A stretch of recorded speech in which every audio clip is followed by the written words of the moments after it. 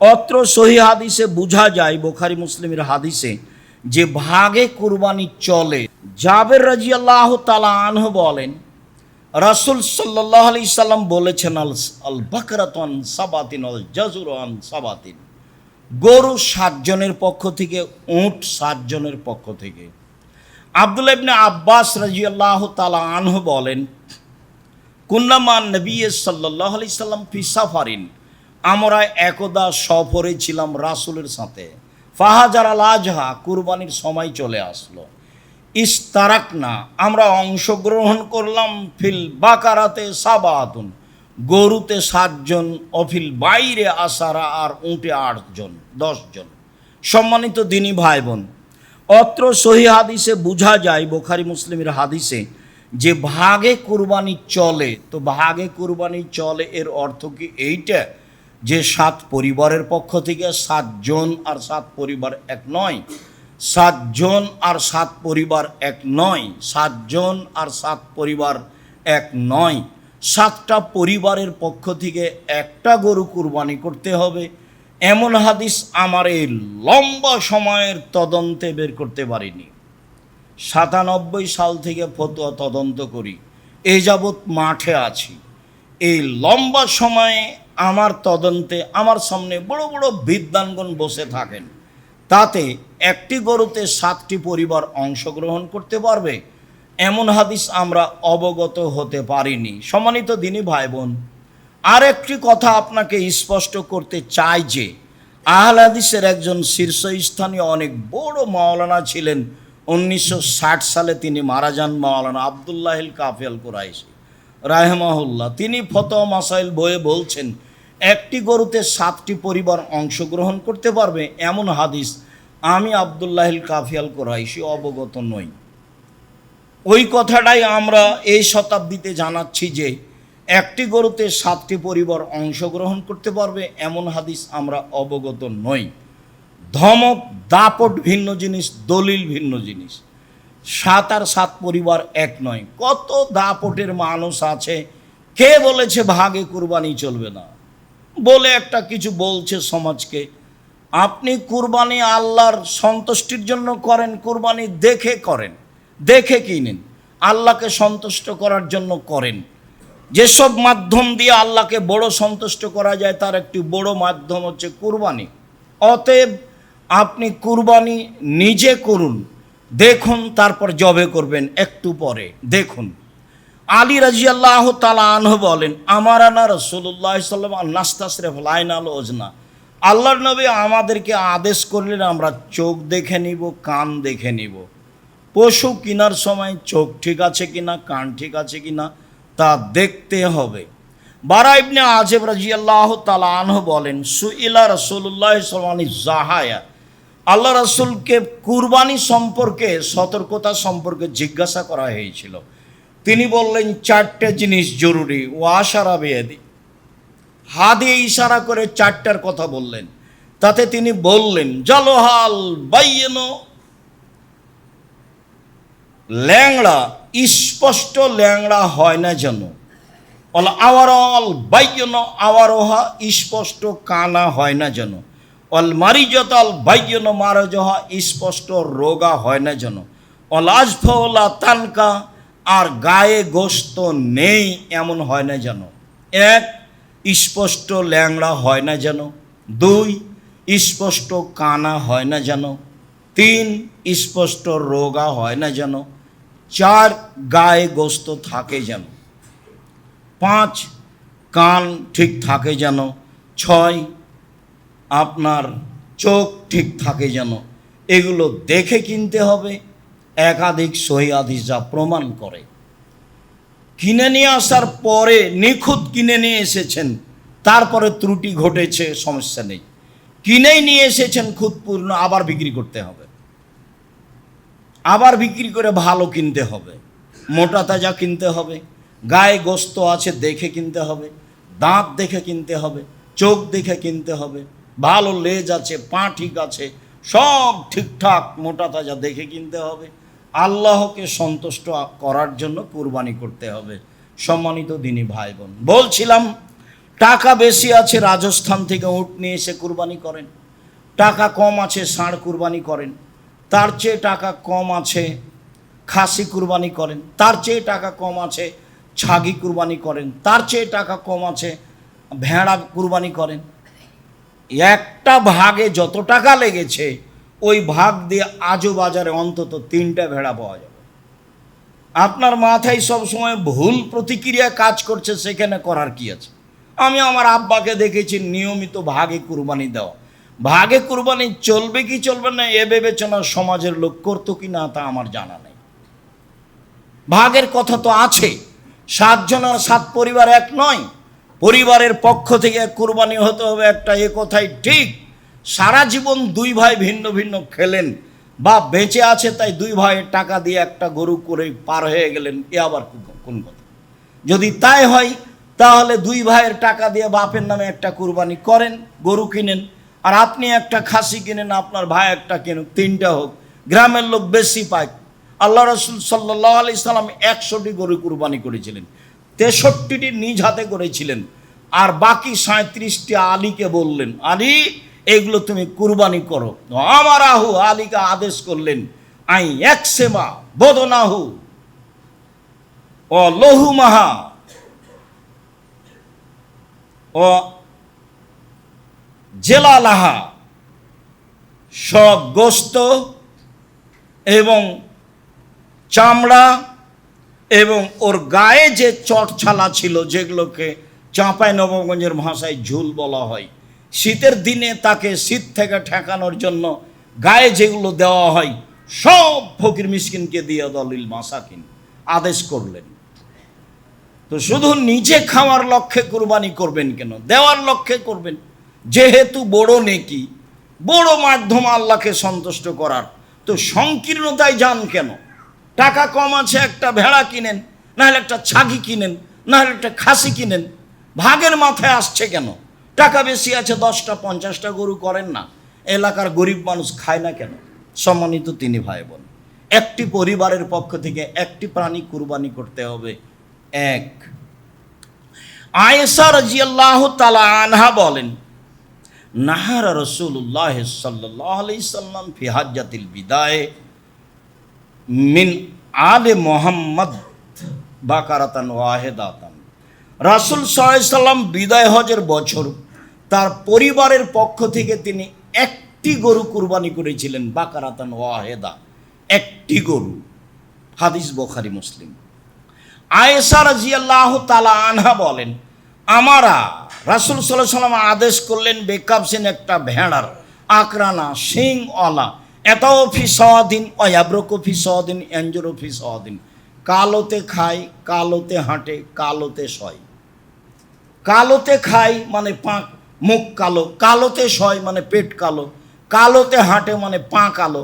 কালো প্রাণীর মধ্যে কি রহস্য আছে? তাতে বিদ্বানগণ মনে করেন যে কালো প্রাণীর গোস্তে স্বাদ বেশি আছে, হতে পারে। রহস্য রাসূল সাল্লাল্লাহু আলাইহি ওয়াসাল্লাম কিছু বলে যাননি।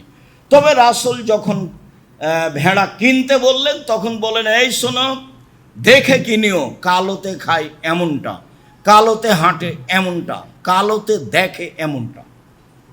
হয়তোবা কালো প্রাণীর গায়ের গোস্তে স্বাদ থাকতে পারে, আল্লাহু আলাম।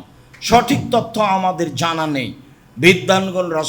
বিদ্বানগণ এইভাবে মনে করেন, যা আপনার সামনে পেশ করলাম। ফাউতিয়া বেহা, নিয়ে আসা হলো। আয়েশাকে বলেন, আয়েশা ইসহাজিহা বেহাজারিন, ছুরিটা ধারালো করে নিয়ে আসো। আমাদের দেশে পুরুষ মানুষ ছুরি ধারালো করে। আল্লাহর নবী আয়েশাকে বলছেন, আয়েশা ছুরিটা ধারালো করে নিয়ে আসো। স্ত্রীর নাম ধরে ডাকা ভালো। আর একটু আগে অবগত হলেন স্ত্রী স্বামীর নাম ধরে ডাকছেন, ইব্রাহিম কোথায় যাচ্ছেন, ইব্রাহিম কোথায় যাচ্ছেন, ইব্রাহিম কোথায় যাচ্ছেন। ইব্রাহিম আলাইহিস সালামের স্ত্রী তার স্বামীর নাম ধরে ডাকতে পারে, আপনার পারে না? আপনি আবার ইব্রাহিম আলাইহিস সালামের চেয়ে সম্মানী কখন হলেন যে আপনি বলছেন যে নাম ধরে ডাকা বেয়াদবি? নাম ধরে ডাকা বেয়াদবি, বলাই বেয়াদবি। নাম ধরেই ডাকতে হবে, এটাই ঠিক। স্বামী স্ত্রীর নাম ধরে ডাকলে বরং খুশি হয়। একটু আদেশ করবেন, খালি মুখখান ভারী করে গরম হয়ে থাকিন না। গরম হয়ে থাকলে অত অভিমান করলে পূরণ হবে না, তখন শেষা হবে তালাক। অত অভিমান করেন কেন? পানি ঢেলে দেয়নি সেই অভিমান, বিছনা ঠিক করে দেয়নি সেই অভিমান, এই করেনি সেই অভিমান, ওর শ্বশুর টাকা পয়সা দেয়নি সেই অভিমান। এত অভিমান বইয়ের উপরে করেন কেন? আদেশ করেন, খালেদা এইদিকে শোনো, এক গ্লাস পানি নিয়ে আস, খুশি হয়ে যাও। নাম ধরে ডাকেন, অভিমান কম করেন। বরং ও মহিলা মানুষ আপনার উপরে অভিমান করতে পারে, যদিও অভিমান করলে ক্ষতি হয়। আমি বলেছি মহিলা মানুষ হিসাবে 3টা কাজ জরুরি। 1, অভিমান করবে না। 2, প্রতিবাদ করবে না। 3,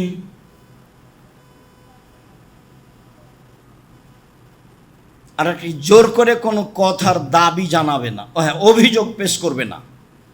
এই তা তোমার ভাই এমন, তোমার বোন এরকম, তোমার মা এরকম, তোমার বাপ এরকম, আমাকে এইভাবে বলে। অভিযোগ নেই, অভিমান নেই, প্রতিবাদ নেই। তাহলে স্ত্রী শান্তিতে স্বামীর বাড়িতে করে খেতে পারবে। অভিযোগ নেই, অভিমান নেই, আর প্রতিবাদ নেই। যা হচ্ছে হবে, চুপচাপ থাকতে হবে, সব গায়ে সহ্য করে নিতে হবে। যা বললো বললো, দেবরে বললো বললো, ভাসুরে বললো বললো, শ্বশুরে বলেছে, গাও কেটে গেছে নাকি? আমাকে যখন গালি দেয়, কতদিন বললাম আপনাকে, তখন গালি দেওয়া বন্ধ করলে আবার রিং দিয়ে বলি, ভাইজান আর কিছু গালি বাকি ছিল, থাকলে 7 মিনিট নেন। তার গালি, তার বদনাম আমার কোনো প্রতিক্রিয়া করে না। হ্যাঁ, এরকম কোনো ভিতরে আমার সাথ জাগে না। আমার জীবনে আমি মানুষের প্রতিশোধ নিব না এবং বদনাম করব না, এটা আমার ত্যাগ ইনশাল্লাহ, যে কোনো মূল্যে। সম্মানিত দিনী ভাই বোন, বলছিলাম এইবার আয়েশা রাদিয়াল্লাহু তাআলা আনহা ছুরি ধারালো করে নিয়ে এসে দিলেন। আয়েশা বলছেন যে দেখলাম তিনি প্রাণীটা ফেলে দিলেন, চুয়ালের উপরে পা চাপালেন, তারপরে বলছেন আল্লাহুম্মা তাকাব্বাল মিন মুহাম্মদ ওয়া আলে মুহাম্মদ, হে আল্লাহ তুমি এটা কবুল করো মুহাম্মাদের পক্ষ থেকে, তার পরিবারের পক্ষ থেকে। বিসমিল্লাহ, আল্লাহু আকবার। আল্লাহর নামে, আল্লাহ সবচেয়ে বড়, জবে করলেন। এই যে পরিবারের পক্ষ থেকে, বুখারী মুসলিমের হাদিস। আগেরটা ছিল, এটাও বুখারী মুসলিমের হাদিস। মেখনাফ ইবনে সুলাইম বলছেন কুল্লামা নবী সাল্লাল্লাহু আলাইহি সাল্লাম আরাফা বে আরাফা ওকুফান, আমরা রাসূলের পাশে আরাফার মাঠে দাঁড়িয়েছিলাম।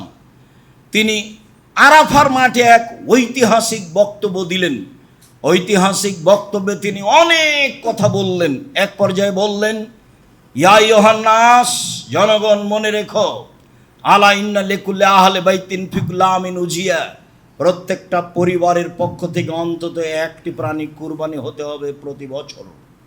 জনগণ মনে রেখো, প্রত্যেকটা পরিবারের পক্ষ থেকে অন্তত একটি প্রাণী কুরবানি হতে হবে প্রতি বছর। পরিবার কাকে বলে? ভাত ভিন্ন যেখানে, পরিবার ভিন্ন সেখানে। অ্যাকাউন্ট ভিন্ন আছে 2 ভাইয়ের, চাকরি করে ভিন্ন, আর কুরবানি তো বলছে 2 ভাই একসাথে। আপনি বুঝেন তো, আল্লাহ বুঝে না? সারা জীবন তো ইনকাম ভিন্ন ভিন্নই করলেন, অ্যাকাউন্ট তো ভিন্নই আছে। তো হ্যাঁ করেন, 2 ভাইয়ের টাকা দিয়ে বাপের নামে একটা গরু কিনেন না, 2 ভাইয়ের 2টা করেন, বেশি কুরবানি করেন, নেকি বেশি হবে। আল্লাহ রাসূল একাই 100টা করলেন, তা আপনি 5-7টা করেন, 10টা। ছোট মন কেন? বলে আরে তাহলে তো গরিব মানুষ বেশি গোস্ত নিবে, বাজারে বিক্রি করবে, করুক না, তাতে আপনার হিংসাটা কেন হচ্ছে? এইটা কেন? আতা ইবনে ইয়াসার বলছেন, আমি আবু আইয়ুব আনসারীকে বললাম, কাইফা কানাতিস যাহায়া ফি আহাদি রাসূলুল্লাহ সাল্লাল্লাহু আলাইহি ওয়াসাল্লাম, ও আবু আইয়ুব আনসারী, বিশিষ্ট সাহাবী, রাসূলের যুগে কুরবানি কেমন ছিল? তিনি বলছেন, কানার রাজুলু ইউজাহি বিসাতান ওয়া আহলি বাইতিহি, রাসূলের যুগে পরিবারের মালিক তার পক্ষ থেকে এবং তার পরিবারের পক্ষ থেকে একটি ভেড়া কুরবানি করতেন। একুল নইতে মুনা, খেতেন ও খাওয়াতেন, খেতেন ও খাওয়াতেন। এই যে 4-5টা হাদিস আপনার সামনে পেশ করলাম, পরিবারের পক্ষ থেকে অন্তত একটি প্রাণী কুরবানি করতে হবে। এইটা আপনাকে আবারও বলছি যে আপনি বৈধ পয়সা দিয়ে অন্তত পরিবারের পক্ষ থেকে একটি প্রাণী কুরবানি করেন।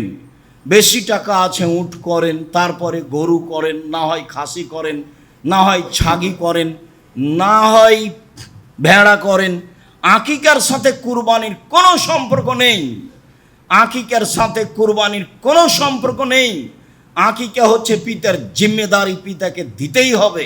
জন্মের 7ম দিনে আকিকা দিতে হবে। 14 দিনে চলে না, 21 দিনে চলে না, জীবনে একদিন চলে না। মতামতে হাদিস একটাও ঠিক নয়। 7ম দিনেই আকিকা দিতে হবে, আপনি দিতে বাধ্য। কানা দেন, খোড়া দেন, ল্যাংড়া দেন, আধা মরা দেন, দেন। 500 টাকা দিয়ে কিনেন, 300 টাকা দিয়ে কিনেন, 5000 দিয়ে কিনেন, যেটা আপনার অনুকূলে হয়। ছেলের জন্য 2টা, মেয়ের জন্য একটা করেন। এটাও না হলে আপনি ছেলের জন্য একটা, মেয়ের জন্য একটা করেন।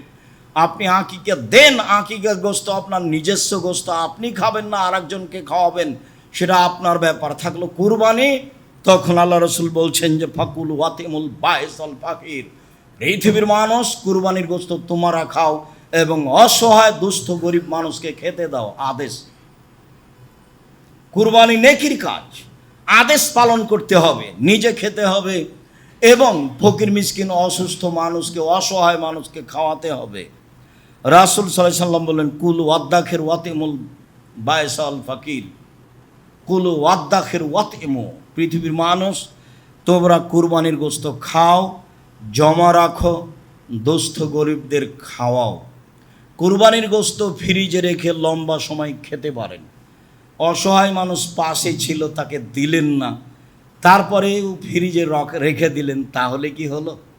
ভুল হয়েছে, এটা কৃপণতা হয়েছে, ঠিক হয়নি। হ্যাঁ, নেওয়ার যদি না থাকে, কেউ জমা রাখেন, সেটা ভিন্ন কথা, তবে দেওয়ার চেষ্টা করবেন। আল্লাহ রসুল আলীকে আদেশ করলেন, আলী, যে কয়েকটা গরু জবাই করা হলো তার 1 টুকরা নিয়ে রান্না করো, আর সব ফকির মিসকিনের মধ্যে বন্টন করে দাও। বেশি করে করেন, ফকির মিসকিনের মধ্যে বন্টন করে দিবেন। আব্দুর রাহিক সাহেব ফকির নিয়ে যত বিক্রি করে, তাতে আপনার কি? বিক্রি করলো আপনার, হিন্দু যদি চাইতে আসে তবুও দিবেন। একটা কথা মনে রাখেন, বহুবার বলেছি, আবার আজকে বলছি, যখন কেউ চাইবে তখন দিয়ে দিয়ে হাতিতে চড়ে থাকলেও, যেটা আপনার অনুকূলে হয়। আপনি যখন নিজে দিতে যাবেন তখন সে যেন পরহেজগার মানুষ হয়। আতেমু তমকমা তোকা, তুমি পরহেজগার মানুষকে খেতে দাও। 10 টাকা দান করলে যেখানে শিরক নাই, বিদাত নাই, সেখানে দান করতে হবে। কাউকে খাওয়াতে চাইলে পরহেজগার মানুষকে খাওয়াতে হবে। এই হাদিসের সুবাদে মানুষ আলেম ওলামাকে দাওয়াত দিয়ে থাকে। মানুষের ধারণা যে আলেম ওলামা ভালো মানুষ, কথা ঠিকই আছে, কারণ আল্লাহ রসুল বলছেন আল ওলামা ওয়ারাসাতুল আম্বিয়া, আলেম ওলামা নবীগণের উত্তরাধিকারী। ভালোই তো কথা, কথা তো সুন্দর। এই হিসেবে আলেম ওলামাকে দাওয়াত দিতে হবে, এই কথাও ঠিক। আবার আল্লাহ রসুল বলছেন মৌলানা সাহেব দিয়ে জাহান্নাম উদ্বোধন হবে, তখন মৌলানা সাহেবকে দিয়ে যদি জাহান্নাম উদ্বোধন হয়, তাহলে তা আপনাকে বিবেচনা করতে হবে। মাছ দিয়ে ভাত খেলে কাঁটা ফেলে খান, বুদ্ধি তো আছেই। তো আলেম বলছে, আসলেই তা আপনি একটু ভেবে দেখলেই হবে, একটু জিজ্ঞাসা করলেই হবে। থুথির জোর সেই বক্তা, আসলেই কি তাই? আলেম ওলামা মানুষ আছে, পরহেজগার মানুষ আজও আছে। বিবেচনা করে, চিন্তা ভাবনা করে একটু দিনের কাজ করবেন। খুতবার শেষে চলে আসলাম, সম্মানিত দিনী ভাই বোন। খুতবার শেষে আপনাকে বলছি, জুলহিজ্জার 1 তারিখ থেকে 9 পর্যন্ত সিয়াম রাখার প্রাণপণে চেষ্টা করতে হবে। 11 মাসের যে কোনো দিনের ইবাদতের চেয়ে জুলহিজ্জার প্রথম দশকের ইবাদত আল্লাহর কাছে অনেক অনেক অনেক বেশি প্রিয়। হাদিস তো বুখারী মুসলিম। তো ইবাদত কি করবেন, কি হতে পারে? ইবাদতের কথা তো উনি খাস করেননি, খালি বলেছেন জুলহিজ্জার প্রথম দশকের ইবাদত আল্লাহর কাছে যত প্রিয়, আর কোনো দিনের ইবাদত তত প্রিয় নয়। কি করবেন প্রথম দশকে? তাতে পরামর্শে বললাম, একাধিক হাদিসের ভিত্তিতে কুরবানি করুন। তাহলে প্রথম দশকে পড়লো একটা গেল। কুরবানি যদি করেন, তার একটা কথা মনে রাখবেন, মান রা হেলালা জিলহিজ্জা ওয়ারাদা ইউজাহিয়া ফালা ইয়াকুজ মিন শারি ওয়ালা মিন আজফারিহি, যে কুরবানি করার ইচ্ছে করছে, চন্দ্র দেখলো, সে যেন নখ না কাটে, চুল না কাটে, সে যেন নখ না কাটে, চুল না কাটে। ছেলে মেয়ে যারা আছে তাদের আদেশ আছে, আসেনি, তবে যেহেতু মালিক সবার পক্ষ থেকে কুরবানি দিচ্ছে, সবারই নখ চুল না কাটা ভালো। জুলহিজ্জার চন্দ্র ওঠার আগেই প্রস্তুত থাকবেন। অত বেখেয়াল থাকলে হয়? চাকরির সময় ঠিক আছে, মানুষের কাছে যাওয়ার সময় ঠিক আছে, গন্ডগোল আড্ডা পিটার সময় ঠিক আছে, সবই ঠিক থাকে, আর জুলহিজ্জার 1 তারিখ কবে সেটা ঠিক থাকে না। অতএব জুলহিজ্জার 1 তারিখ যেদিন হবে তার একদিন আগে প্রস্তুতি নেন। নখ কেটে নেবেন, মোচ কেটে নেবেন, চুল কেটে নেবেন, যার করে পরিষ্কার পরিচ্ছন্নতার অভাব না থাকে। আপনি, আপনার স্ত্রী, ছেলে মেয়ে সবাই, হাদিস তো বুখারী মুসলিম, পালন করতে হবে। 2, 1 থেকে 9 পর্যন্ত সিয়াম থাকবেন, চেষ্টা করেন না, মরলেই সময় শেষ। মরার পরে যে কারোর সাথে আর কথা চলেন এটা দেখতে পাচ্ছি, তবে মনে থাকে না যে মরলেই সময় শেষ। হিসাব নিকাশ, জমি জায়গা, বাড়ি ঘর সবই শেষ। এমন আশ্চর্য ব্যাপার, আর কোনোদিন যোগাযোগ হয় না, এক অবাক জিনিস। তো মরলেই যদি শেষ হয় তো একটু চেষ্টা করি না। 1 থেকে 9 পর্যন্ত সিয়াম থাকি। 2, 3 দান খায়রাত, এটাও জুলহিজ্জার 1 থেকে 9 পর্যন্ত মাথায় রাখতে হবে। 4 তাসবিহ, তাকবীর, বেশি না পড়লে 1 তারিখ থেকে চলবে। আল্লাহু আকবার, আল্লাহু আকবার, লা ইলাহা ইল্লাল্লাহ, আল্লাহু আকবার, আল্লাহু আকবার, ওয়ালিল্লাহিল হামদ, আল্লাহু আকবার কবীরা, আল্লাহু আকবার কবীরা, আল্লাহু আকবার কবীরা, আলহামদুলিল্লাহি কাসীরা, আলহামদুলিল্লাহি কাসীরা, আলহামদুলিল্লাহি কাসীরা, সুবহানাল্লাহি বুকরাতাম ওয়া আসীলা, সুবহানাল্লাহি বুকরাতাম ওয়া আসীলা, সুবহানাল্লাহি বুকরাতাম ওয়া আসীলা। এছাড়াও সুবহানাল্লাহি ওয়া বিহামদিহি, সুবহানাল্লাহ, যেভাবে আপনার তাসবিহ অনুকূলে আসে। কিছুই যদি মনে না থাকে এটা তো থাকবে। আল্লাহু আকবার, আল্লাহু আকবার, লা ইলাহা ইল্লাল্লাহ, আল্লাহু আকবার, আল্লাহু আকবার, ওয়ালিল্লাহিল হামদ। একবারে জুলহিজ্জার 1 তারিখ থেকে চলবে 13 তারিখ পর্যন্ত, এক টানা। তাহলে তাসবিতে থাকেন, মানে তাকবীর।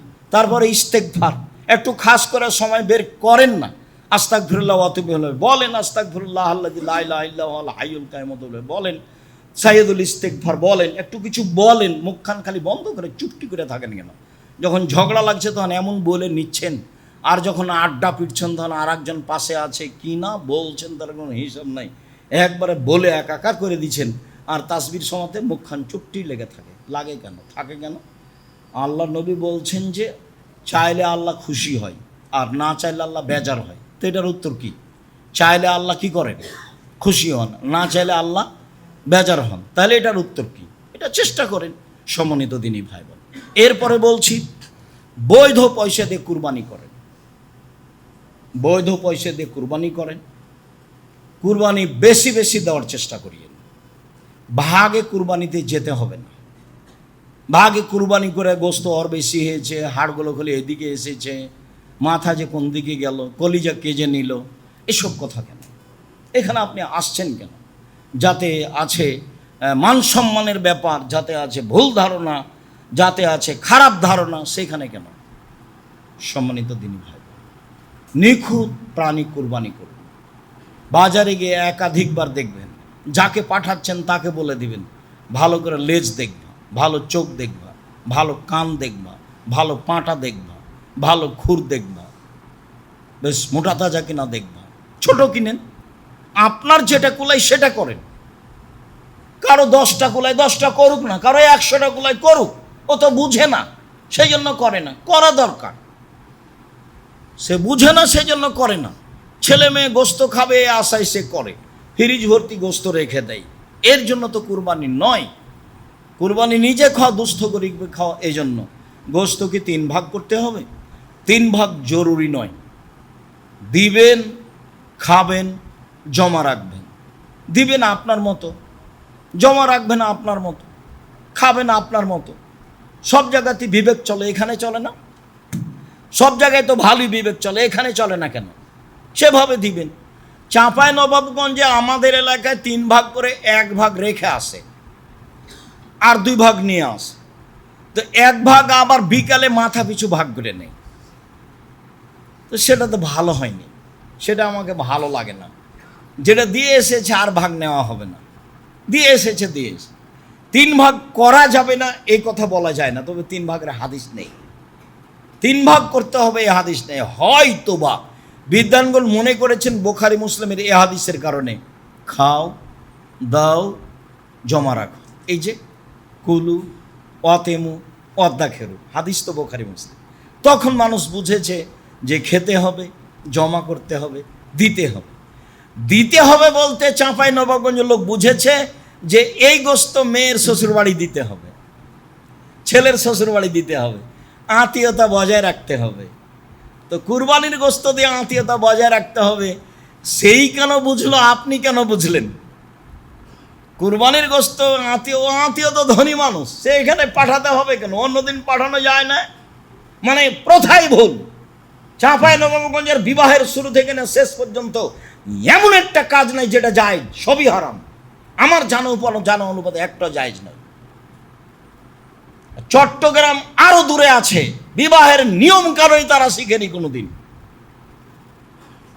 বাকিগুলোর খবর আমার জানা নাই। তবে উকিল বাপ হারাম, এটা আপনি মনে রাখবেন, হারাম, উকিল বাপ হারাম। উকিল বাপ আবার কিসের? বাপকে মেরে ফেলে উকিল বাপ করতে হবে। উকিল বাপ কেন এখানে? এক এক দেশে এক এক রকম, প্রথাই ভিন্ন। সম্মানিত দিনী ভাই বোন, কুরবানির গোশত দিয়ে আত্মীয়তা বজায় রাখতে হবে, এই প্রথা ঠিক নয়। দেওয়া না যায় যে কথা আমি বলছি না, কিন্তু প্রথা না যায় যে কথা বলছি। আত্মীয় স্বজনকে দিতে হবে এরকম কথা আল্লাহ রাসূল বলেননি। নিজে খাও, জমা রাখো, দুস্থ গরিবকে দাও, তো আত্মীয় স্বজন কোথায় আসলো? আমরা বুঝেছি এক ভাগ খাও, এক ভাগ ফকির মিসকিনকে দাও, আর এক ভাগ আত্মীয় স্বজনকে দাও, তাই তিন ভাগ। কুরবানির গোশত আত্মীয় স্বজনকে ওই তো 3-4টা দিয়েছে, অন্য কিছু দিয়ে হাদিয়া দিয়ে সম্মান বজায় রাখার চেষ্টা করেন। ব্যবহার দিতে হবে, আমাটা দিতে হবে, জামাইকে খাটখাটলা চৌকি বাক্স আলমারি বড় সাজিয়ে দিতে হবে। জামাই কি ফকিরের ছেলে নাকি ভিক্ষা করে খাই? এই ছেলে, তোমার বাপ ভিক্ষা করে খাই? হ্যাঁ, তুমি শ্বশুরের কাছে নিয়েছো কোনো কিছু, আগামীকাল সন্ধ্যা হতে যা কিছু নিচে সব ফেরত দিবা। মোটর সাইকেল তোমার শ্বশুর তোমাকে দিয়েছে কেন? আমার শ্বশুর সাত করে দিয়েছে। তোমার শ্বশুর ফকিরকে একটু সাত করে দিতে পারে না সাইকেলটা? হ্যাঁ, তোমার ভিতরে এত দুর্বল গতি কেন?